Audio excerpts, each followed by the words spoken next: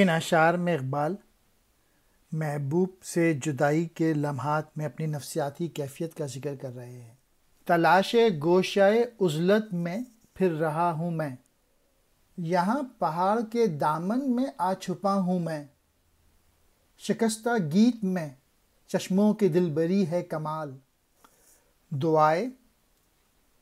طفل کے گفتار آزما کی مثال، ہے تخت لال شفق پر جلوس اختر شام، بہشت دیدہ بینا ہے حسن منظر شام، سکوت شام جدائی ہوا بہانہ مجھے، کسی کی یاد نے سکھلا دیا ترانہ مجھے، میں تنہائی کے گوشے کی تلاش میں پہاڑ کے دامن میں آ چھپا ہوں، مجھے اس کے علاوہ کہیں تنہائی نصیب نہیں ہوئی۔ یہاں بہنے والے چشموں کے گیت تھوڑی تھوڑی دیر کے بعد کانوں میں رس گھول رہے ہیں،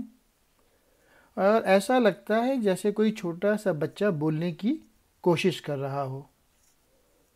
اور کسی وقت دعا میں لگ جائے۔ شفق کی سرخی میں ستارہ نمودار ہو گیا ہے، شام کا منظر دیکھنے والی آنکھ کے لیے جنت کا نمونہ ہے، شام کی جدائی کی خاموشی میرے لیے بہانہ بن گئی ہے اور کسی کی یاد مجھے ترانہ سکھا دیا ہے، یعنی میں گانا گانے لگا ہوں۔